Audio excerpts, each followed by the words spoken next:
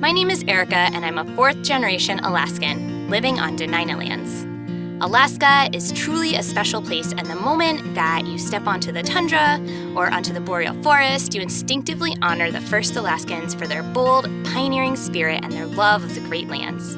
I am inspired by tradition, family heritage, and values that first Alaskans have passed down for thousands of years, most especially the harvest of the sockeye salmon that come into the Kenai River in late July. My family and I fish on the river with a rod and a reel for hours at a time when over 100,000 sockeye salmon come into the river each day, making their journey to spawn.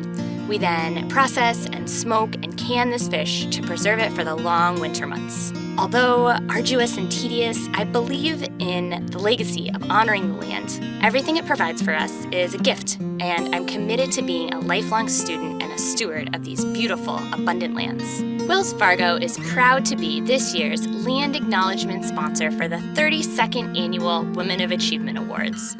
Wells Fargo and YWCA Alaska recognize the indigenous land on which all Alaskans live. We thank, honor, and recognize our gracious hosts from the Dena'ina in Anchorage, where YWCA Alaska and this year's awardees work, live, and play on their homeland.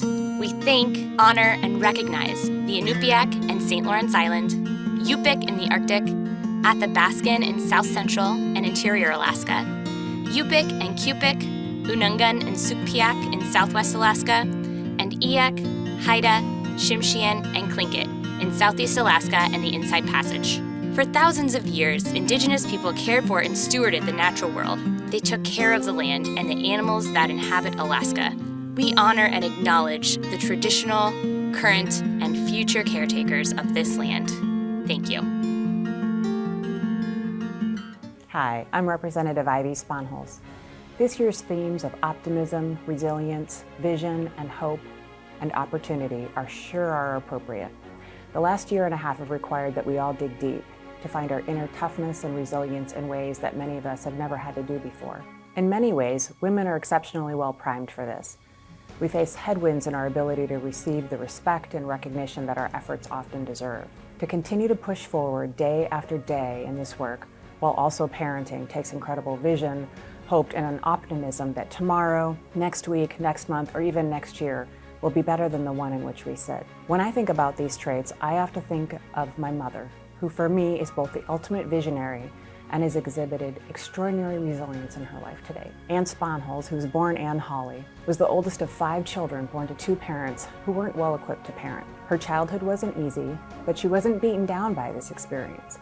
Instead, she believed that she could come to Alaska, start all over, and build a life that would look very different than the one she was born into. She came to Alaska in 1972, thousands of miles from where she grew up, to live a new life. She settled in Nebezna, Alaska, in the Wrangell Mountains, where she learned to chop wood, hunt, and fish.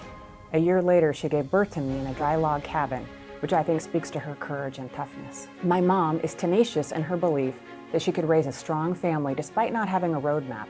Instead, she built her own roadmap. She read voraciously about child development and relationships, and through that work, she created a vision for what a strong family could be. As a result, she raised 4 children who cared deeply for each other, have strong moral compasses, and healthy relationships because of that vision. She finished college in her 40s when I was a teenager, while raising 4 kids, and had an amazing career as a foster parent, workforce development leader, and political advocate for women, children, and the poor. Believing that a middle-class job was a path to a better life, she worked for years to help Alaskans get trained for high-paying jobs in the trades. In doing so, she made it possible for many Alaskans to realize their dreams as well. I think she exemplifies the Alaskan spirit, but she also represents the incredible vision, hope, and optimism that Alaskan women have. The last 18 months sure have required a lot of resilience and hope. We've all faced isolation, fear, trying to juggle working and educating our children at the same time, not to mention being the in-home tech support. We've faced fears for the health of our loved ones, often caregiving for them. We faced extraordinary conflict and social media algorithms which increase our perception of that conflict. As we reach deeper and deeper to find the strength and optimism needed to face each day in these difficult times, we have to look for glimmers of hope around us. I personally find hope in the amazing women being honored as YWCA Women of Achievement this year. This year's class of inductees is also one of the most diverse classes ever, which speaks to the YWCA Alaska's strong commitment to recognizing women of color's leadership in Alaska. This year's class includes Alaska Native leaders like Emily Edenshaw, originally from Imanik, who is Executive Director of the Alaska Native Heritage Center. She tragically lost her first husband when their child was just a baby, but she still finished her undergraduate degree in journalism at UAA. She remarried and has gone on to be an amazing mother of two and is blazing trail as an Indigenous leader in Alaska. And she's doing this all while she's pursuing a doctorate in Indigenous Studies at UAF. Michael Fredericks is the CEO of SALT, a Native-owned and women-owned Alaska interior design firm. She's a Yupik woman whose passion for community drives her service on the Board of Catholic Social Services and to Native place naming effort in the municipality of Anchorage, an effort which is helping Anchorage residents to become more aware of the Dena'ina culture, which has been vibrant here for long before immigrants like my mother came to Anchorage. Melanie Osborne, who's Executive Vice President and General Counsel at Chugach Alaska Corporation, who's been an advocate for Alaska Native and American Indian interests for her entire legal career. Kim Reitmeyer, who is Supiaq, has been Executive Director at the ANCSA Regional Association for the last 10 years after an extensive career in business. This tough business person is a passionate advocate for ANCSA corporations and for her people.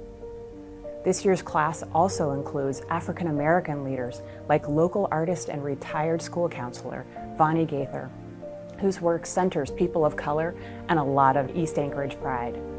Jasmine Smith, a local entrepreneur whose innovative businesses include Baby Vend, which supports parents on the go.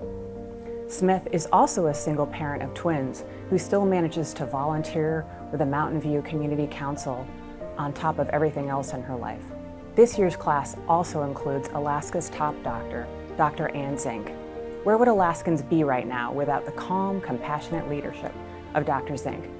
She's been a beacon of hope, optimism, and resilience for all of us throughout this pandemic. Her ability to communicate complex information with both clarity and compassion has guided us all and made her a hero for many Alaskans.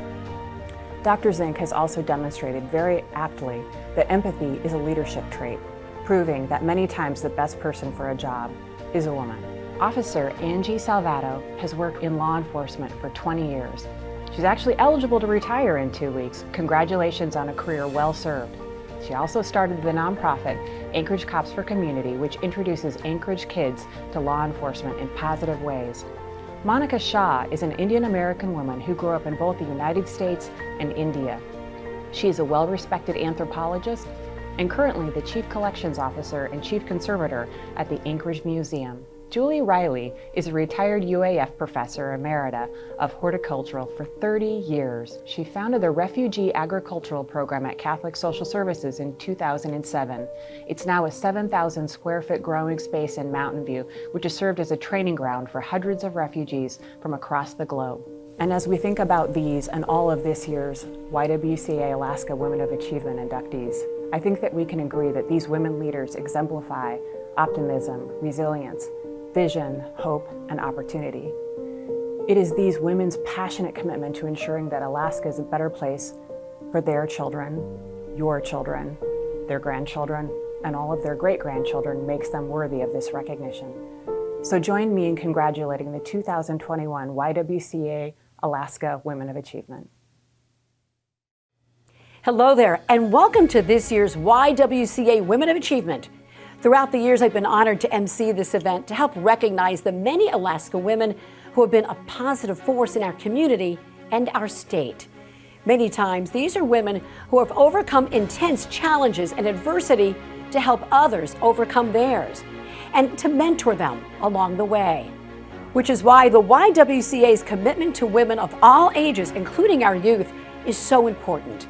In fact, the YWCA says, in its own words, that it's committed to encouraging and inspiring women of all ages to strive for their own success and create positive impact in their community.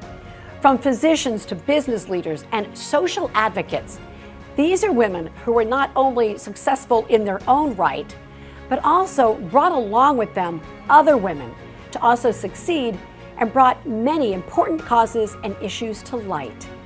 The mission of the YWCA is to eliminate racism, empower women, and to promote peace, justice, freedom, and dignity for all.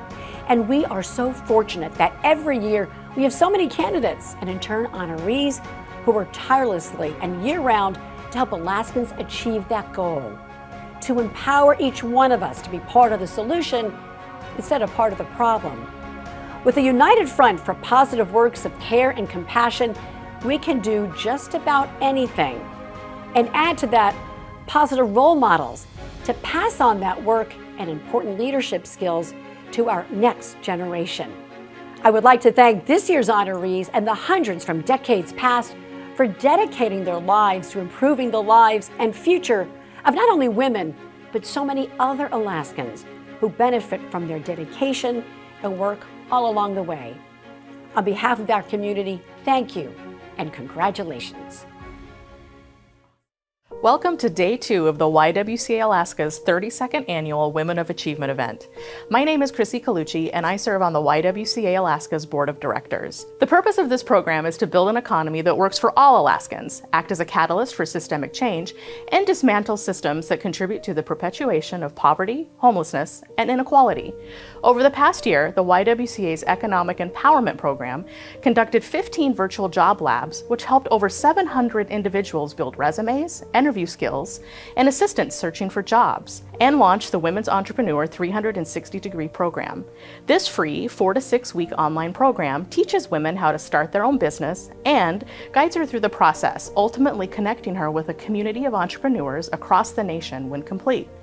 We had 20 women complete this program this year. Strengthening economic empowerment across Alaska not only builds resilience for individuals, but also our community as a whole. We have 2 more incredible women of achievement and a youth of achievement to celebrate this evening. I'm excited to share their stories with you around tonight's theme of resilience. Hello everyone, Deputy Chief Gerard Aslan with the Anchorage Police Department, and just a big shout out, congratulations to Officer Angie Salvato. Really glad that she is part of our team and excited for her to receive this award as an excellent representative, not only within our community, but also as an Anchorage police officer. Her involvement in so many activities, including Anchorage Cops for Community, the statewide level with the Disabilities Council, now currently working on the Founders Committee, all of these things leading towards a better community for you, for us, for all of us. So for that, I thank Angie and I give her a big congratulations. My name's Angelina Salvato. I'm a police officer with the Anchorage Police Department. Well, I never thought I would ever be a police officer. I was very young in high school. I graduated about 16 and went to the University of Washington, where I studied political science and society and justice. And after that, I worked with adolescent sex offenders in residential treatment who are juveniles. And so I got really interested in mental health. So when I moved back to Alaska, which is where I was from, I just applied for a bunch of jobs and ended up being a probation officer. I didn't really realize that was law enforcement. It's a tough time to be a police officer. There's so many things going on. The national narrative against police officers, COVID.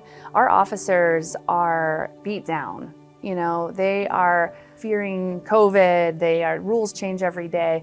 And then there's this pressure that, you know, just because they wear a uniform, they're the bad guy. And I really encourage people who are listening to this to talk to them, to wave, to say hello, wave with all 5 fingers, and say hello and ask them what it's like to be in their job, ask them what their life is like, and I think that will change sort of that perspective, that mentality that they're just a uniform. So I'm more than a uniform. I'm a mom, I'm a sister, I'm a friend, I'm all these other things. If you ask my kids, my motto is, life is not fair. The sooner you realize it, the happier you'll be. We all wake up and are born with very different sets of circumstances. So we can't really change that, but we can work towards standing up for others, standing up for ourselves, and that's sort of how I see equity. I always thought like feminism was these people marching in the streets, you know, and as I've been involved in higher learning in different colleges and being a parent and being a mom and a sister and, you know, an aunt and things like that, the older I get, like, I just realize that people need to stand up for themselves. They need to speak up. They need to do that with compassion and patience, not demanding, not intimidating or threatening, but really say like, hey, this is me, ask me a question about being a female. Ask me a question about being a mom of a child with Down syndrome. Or whatever those hard questions are, it's okay to talk about them. And the more experience you have with people who are different, the more understanding and accepting you are of everyone. The part of the mission of the YWCA that sort of hits home with me is the dignity for all. We're all so very different, but we all want dignity. I guess a personal story would be, my uncle was born in 1952 with Down syndrome and raised in my family. My mom was his conservator and guardian. And although we were very ignorant, society as well as our family, about how much he could give to society, how much he could learn, he didn't go to school till he was 15. We just back then didn't think he could do very much. But what he always wanted was dignity. He wanted his own job. He wanted his own living space. He wanted to be respected and treated as part of our family. And he was the center of our family. And it was just so obvious that no matter what walk of life you come from, no matter what you look like, everyone wants dignity. So I think as we can all strive to at least give that to people who might be different than us or might seem strange, dignity is, I think, what we all strive for. I can retire from being a police officer in 2 weeks. I probably won't. Right now I'm working on my PhD for clinical psychology. I would love to be someday, after I'm done with this very long program, a police psychologist. And so I'm interested in working on wellness programs, humanizing police officers, making sure that they're cared for so that they can provide the best service possible to the communities. I'd like to thank the YWCA for this award. It's very much an honor. Thank you very much. Hi, I'm Natasha Schmidt. And I'm Kelsey Davidson. We're representing SALT and celebrating Michael Fredericks on this award. SALT is a Native-owned, women-owned small business that specializes in interior design, stakeholder engagement, and strategic planning. No matter the project or the challenge, the Saltines take great care to create environments for generations to thrive. Michael, our fearless leader, is more than just a president. Her leadership style is transparent and deeply rooted in inclusivity for all. She challenges barriers, historical precedent, and always looks for the win-win, no matter the situation. Outside of the office, Michael leads a large blended family with open arms for everyone, family and friends alike. Michael is as authentic as they come and works tirelessly to help others find their voice. Along with her family and friends, we, the Saltines, would like to congratulate Michael on being a recipient of the YWCA Women of Achievement Award. We love you, Michael. Congratulations. My name is Michael Fredericks. I started out thinking I wanted to do one thing. I wanted to really bust down the barriers of what architecture was. As a woman 20 years ago, I mean, there was lots of women coming into the field. I went through all of the education, I invested all the time and money, and I found that what I really learned from all of that and how I applied it to real life and a profession was that I really wanted to do stakeholder engagement in large development projects, which is where I focus now, and also strategic planning, because when I was growing up, there wasn't really equity in any kind of engagement or design process that I could see. I mean, there may have been, I just didn't experience it myself.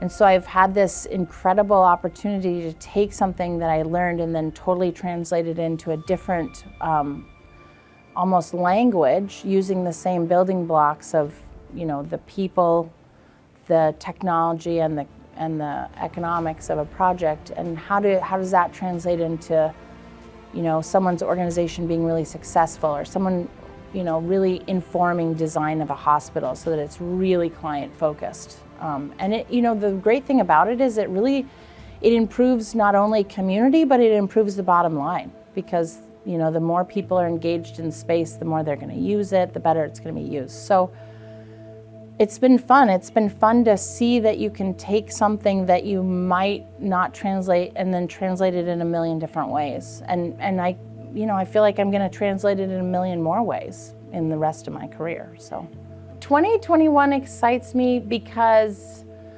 I feel like we're starting to wake up. I feel like, not that we weren't awake, but I feel like people are engaging in different ways than they have before, and maybe it's just my age and I'm noticing it now, but I feel like Alaska is on the verge of greatness. I think that struggle and tumultuous experiences create an opportunity for greatness, and that, for me, that's always been the case. When I've had the hardest, worst experiences, it's my biggest growth periods, and I feel like we have that right in front of us in Anchorage and in all of Alaska, and I feel like there are people that are taking that and running with it. And I see incredible thinking in young people. I see incredible commitment in people that have been here for their entire lives or have been here the majority of their lives to this place. And although we do have a lot of issues, for sure, we still have more opportunities than most. I think we should really look at that, and I think we are. And I'm pretty excited about being here. I love this place. I love the people. I love the size. I love the environment. There's no place I'd rather be. And I'm so thankful that I'm here at what I think is a really big turning point into taking on something new for our state. I have had so many wonderful things happen because of the people who have connected the dots with me in my life and who I've reached out to and who've reached out to me. And they've provided support in ways that I would never have guessed, in emotional ways, in professional ways, in family ways, all kinds of things. And the other thing is that all these women that you see and all the adults that we see, no one has this all figured out. You just have to have the internal confidence. That's the key to it all, is just be authentic. Just realize all we need to do is seek to be improvementists, right? Just improve. Whatever you call family, make it even bigger, because you need it. We can't survive as individuals. Congratulations. Oh, thank you. This is amazing. Thank you so much. And thank you to my mentors and my family and to my partners and to my children and all the people that make me meet, because it's not just me, for sure. Good evening. My name is Lael Oldmixon, and I'm the Executive Director of Alaska 529.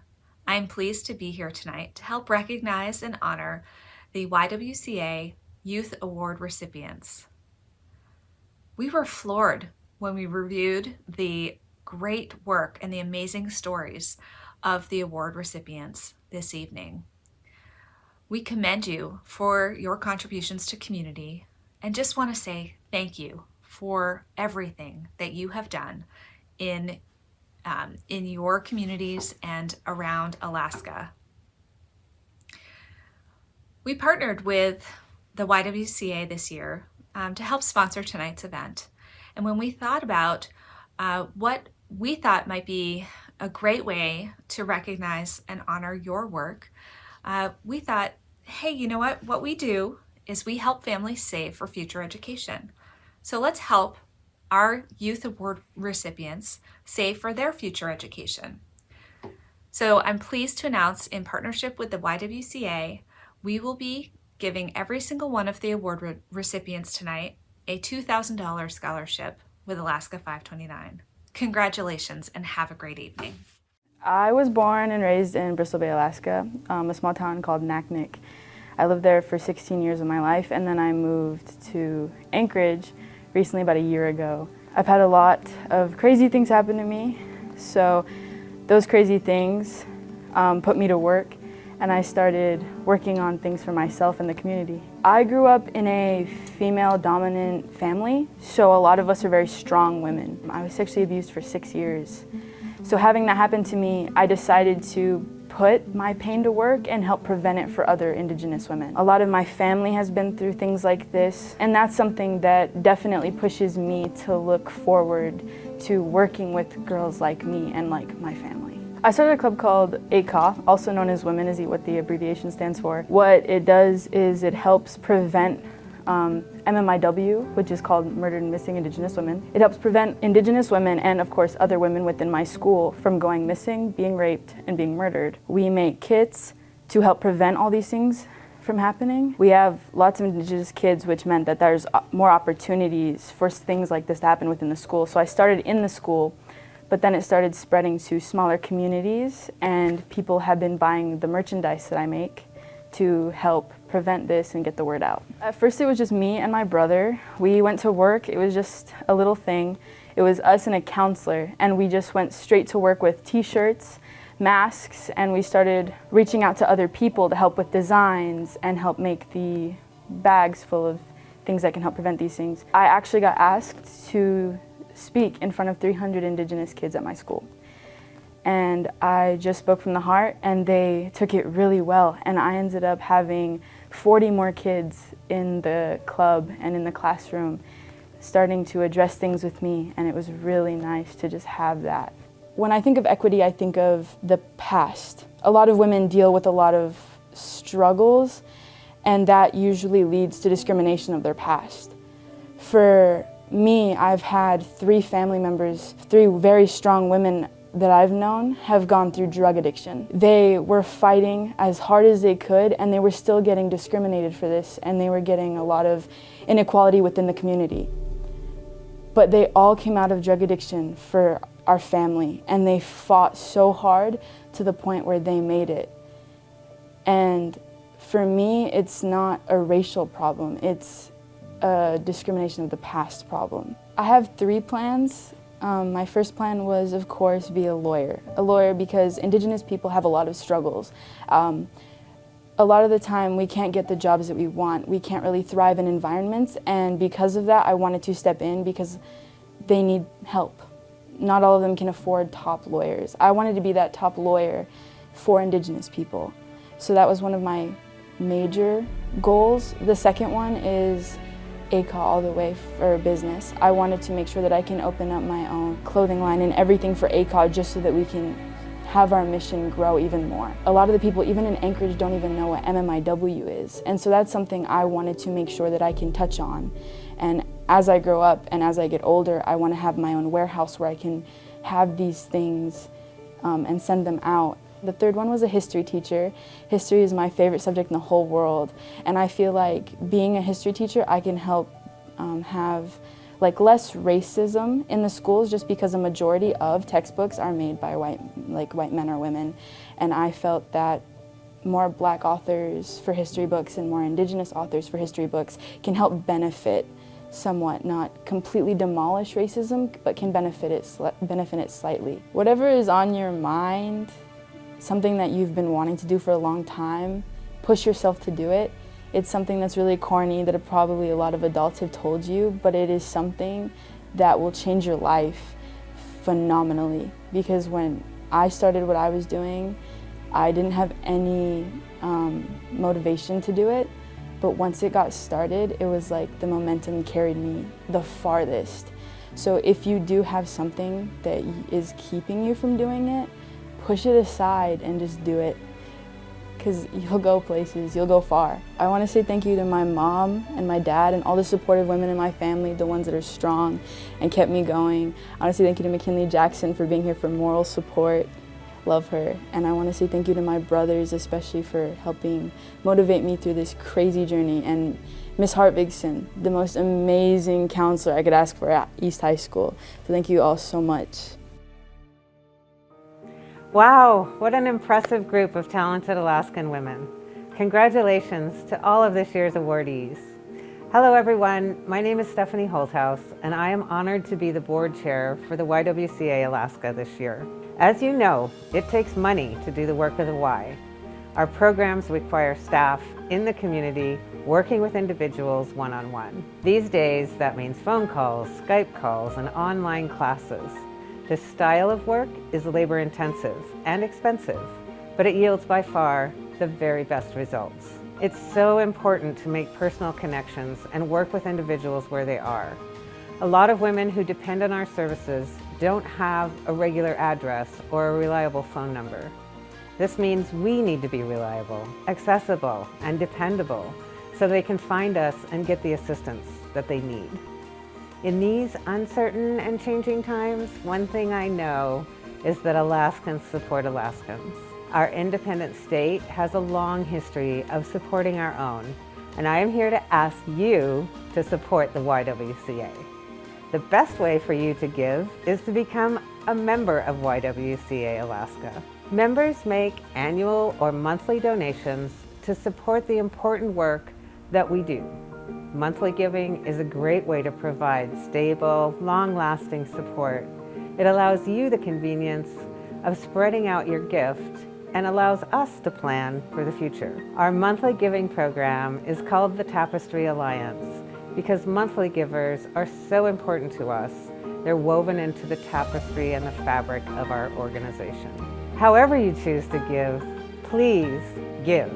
Head to our website right now at ywcaak.org/donate to make your gift today. Thank you very much.